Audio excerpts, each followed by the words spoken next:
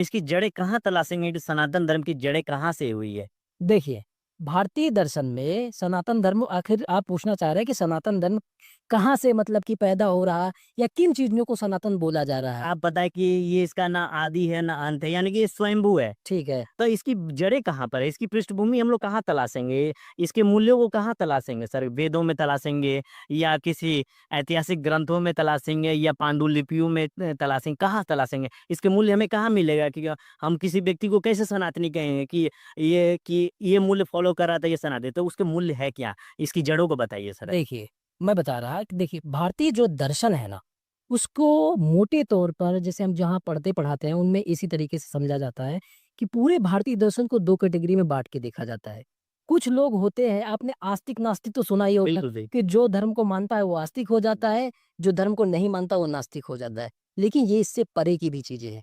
इसकी सही मायने में व्याख्या ये है कि जो वेदों को मानता है, जो वेदों में आस्था रखता है, जो हमारे 4 वेद हैं, ऋग्वेद, सामवेद, यजुर्वेद, अथर्ववेद, उनमें जो आस्था रखता है, उसको बोलते हैं आस्तिक। और उनमें जो आस्था नहीं रखता है, वो अपने हिसाब से धार्मिक हो सकता है, लेकिन उनमें जो आस्था नहीं रखता है, उसको बोलते हैं नास्तिक। जो आस्तिक धर्म है, आस्तिक धर्म को षट दर्शन बोला जाता है, सनातन धर्म दर्शन बोला जाता है, हिंदू धर्म बोला जाता है, ब्राह्मण धर्म बोला जाता है। इनके जो मूल्य होते हैं, मूल्य क्या है? मूल्यों में ये चीज़ें आती हैं कि आपकी जीवन शैली किस तरीके की होनी चाहिए। आप एक हिंदू के रूप में अगर आप दूसरे से गलत व्यवहार करते हैं, तब आप सनातनी नहीं हो सकते।